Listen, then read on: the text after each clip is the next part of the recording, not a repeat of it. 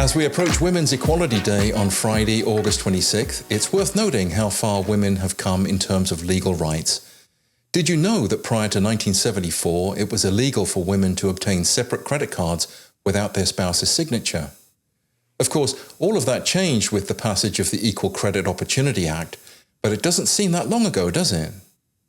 In 2020, we elected our current Vice President, Kamala Harris, and this year we swore in our first black female Supreme Court Justice, Ketanji Brown Jackson.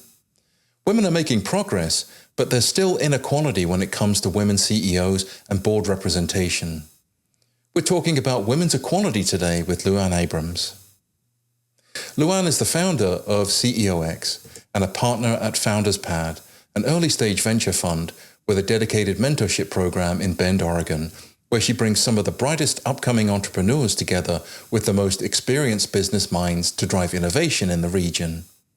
Luann's background is in aerospace engineering, where she spent most of her 15 years in aviation working for a startup aircraft company.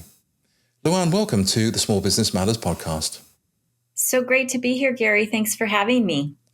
So, can you tell us a little bit about your company's mission and what experience is inspired you to start the company?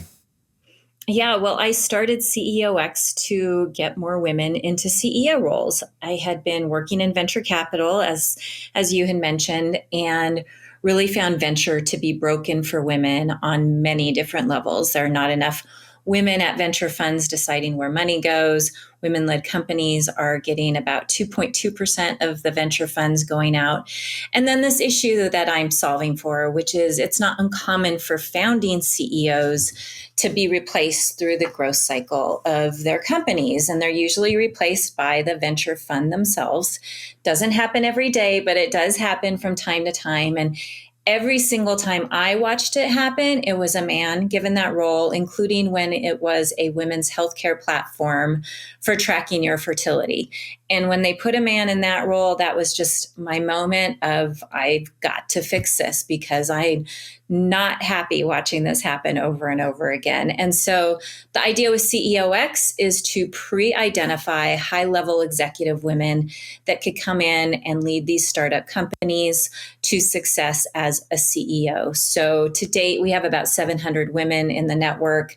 We're industry agnostic. We've placed several CEOs, COOs, and board members over the course of about the past 2.5 years that I've been doing this. It's very important work and very timely, considering everything that's going on with women's rights. One piece of research that I found interesting, there was a Pew Research Center found that the wage gap is closing in 22 metropolitan areas. And there was, of course, a landmark pay discrimination settlement with the U.S. women's soccer team, who will now be paid the same as the men's team. Do you see women filling more CEO roles and taking board positions as strictly a business challenge, or is it part of the original struggle for equal rights? Well, it is a huge business problem. It's a huge economic problem to not have more women running companies. Women-led companies grow faster. They generate more revenue, have higher stock prices. They exit on average a year earlier. And so from an economic standpoint, it's crucial to have more female CEOs. But women-led companies also have happier employees. So imagine a world with happier employees, the productivity that comes from that. They also have more diverse employee base, and diversity within companies benefits the bottom line. More diversity means solving more problems for more people, which means more money. So the economic and business challenge is real. That isn't to say it's not also about equal rights. It absolutely is. We have to recognize that women have many additional barriers to their success. Even in my career, I was not given a raise once because my boss told me my partner made plenty of money. Oh, no. And kind of to not refute, but as a counterpoint to that slide, the education department just released a data that shows pay disparity between men and women. College graduates starts to show up within 3 years of graduation. Another post-COVID study showed that the gender pay gap among top executives at the S&P 500 actually grew to its widest since 2012. So there are still huge barriers that women are facing in business, and yeah, it's absolutely an equal rights issue. Yeah. Well, Experian North America has just promoted Jennifer Schultz to North America CEO. We have a woman CEO here, and everybody is just super excited to have her leading us. You've worked with a great number of women. So what is it that makes women such good leaders? Yeah, go Jennifer Schultz and go Experian, because that's great. I love hearing that. So Harvard Business Review has done a study showing that women score better on 17 of the 19 top leadership skills that make a great CEO. But I think if I could sum it up, it comes down to the fact that most women lead with empathy and have dismissed the command and control leadership style that was once in vogue. And they lead with curiosity and collaboration. They don't walk into a room thinking they know all the answers and are just there to tell everyone what to do. They walk in asking, "What do you think?" And it allows for better solutions to come to the table. It makes people feel valued. There's also a misnomer that women aren't risk takers. I like to talk about that a lot. They actually are risk takers. It's just that the risks they end up taking seem less risky because they've thought it through so well, and they baked in contingencies and alternate plans. So I could go on and on, honestly, all day. I don't think you have time to go through all of the reasons that women make great leaders. I do think there's a lot of things we can learn from women, and it doesn't mean men can't make great leaders too. Yeah. But there's a lot that we can learn from women on leadership. Yeah. Yeah, and I can attest to many of the attributes that you mentioned just in Jennifer's short time as CEO for North America, and other women that I've worked under. I mean, they're just like you said, very collaborative, curiosity again, looking for other solutions, great at brainstorming. You know, it's definitely we need to encourage more of it. Atrada's latest global gender diversity report contains some interesting insights on gender equality. Specifically, France leads the G20 in terms of women on boards with 44%, while the US S&P 500 has 31.1% women board members. The US number has been growing, but why do you think it's so challenging to grow this number? Well, I think it's because people continue to hire for experience over actual talent. And this happens at all levels, not just at board level and executive level. It happens from the very early stages in people's career. For women particularly, they have to show that they can do something before they're hired, which presents a huge catch-22. When it comes to public boards, the boards are usually looking for someone that has public board experience. But how do women get that first public board role? Men are hired on potential all of the time. It's a very well documented bias area where men are hired on potential, women are hired on what they've accomplished. So it's just a lot easier for men to get that experience that is required to get on a board. And there are many, many talented women and people of color out there. They have what it takes, but they're not going to be selected because they're being hired on their experience and the qualifications. So really, it's critical to hire on talent and assess talent. And it's really the key to changing that number, I believe. Do you think women leaders too often settle for number two positions? And if so, what do you think is behind that? I do. I do think that's something that women will often come to me saying, I'd make a great number two, but I'm not probably CEO material. One conversation with me and I'll change their mind, I promise. So first, I think it's important for women to understand there's no magic fairy dust that is waved on a CEO that makes makes him great. If you have the skills and leadership ability to be a CEO, you can absolutely be a CEO. I do think some women fear that CEO roles will be all consuming and it could be very detrimental to their family.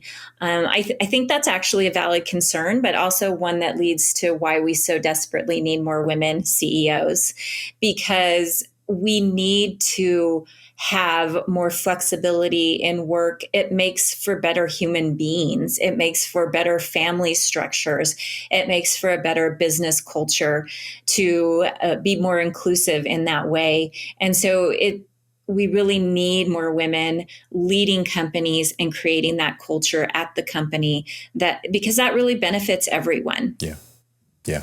So what about if someone has ambitions to one day be a woman CEO or board member? What things should they do early on in their career to put themselves in the right trajectory? Well, first of all, I do think just having it on your list of things you want to accomplish is probably the first step.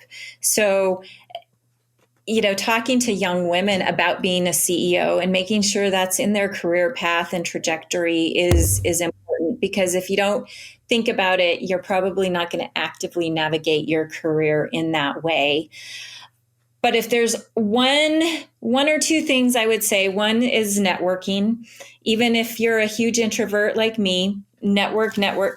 Most jobs are found through people's networks. And so make sure you're in people's networks at the highest levels. And then really finding that sponsor, and not a mentor, but a sponsor. And a sponsor is someone who's going to say your name in rooms where the power is.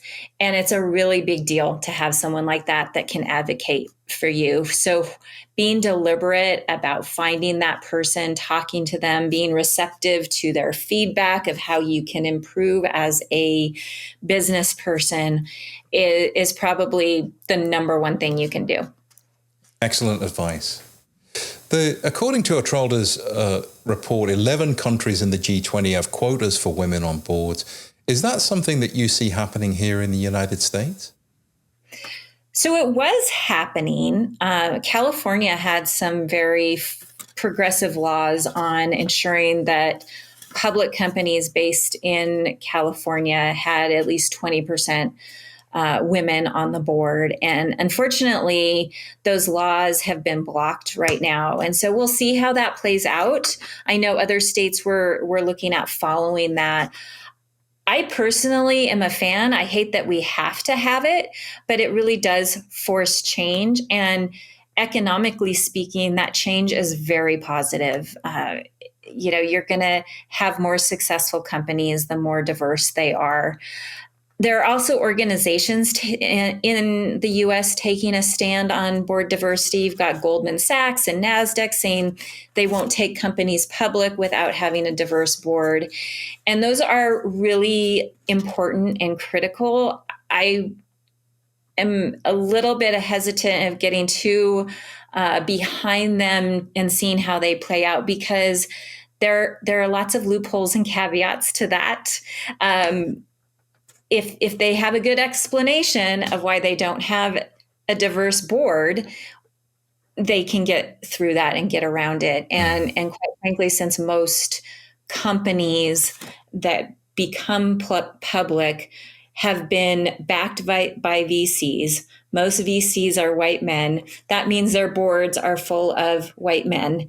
And so it's very easy to claim, well, it's our investors on our board, and our investors just happen to be all white men. But that's why. And, if that is how people get around this rule, then they really aren't going to have any effect at all.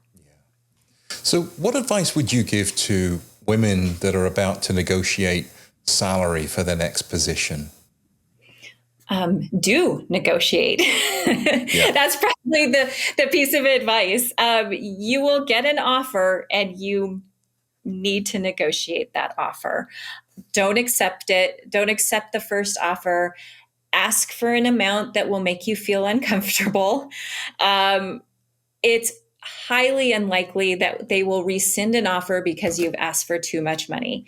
The most likely scenario is they will come back with a counter offer somewhere in between, and that's one that you can consider taking. And that's part of the pay gap problem, is that even early on in our careers, we're not negotiating that first paycheck, and that often will follow us for our whole lives. So it's important to negotiate. There's lots of information on learning how to negotiate, but it's really as simple as asking for more. Any closing thoughts on Women's Equality Day and how you will celebrate this year? Well, every day is Women's Equality Day in my world. And that is the truth.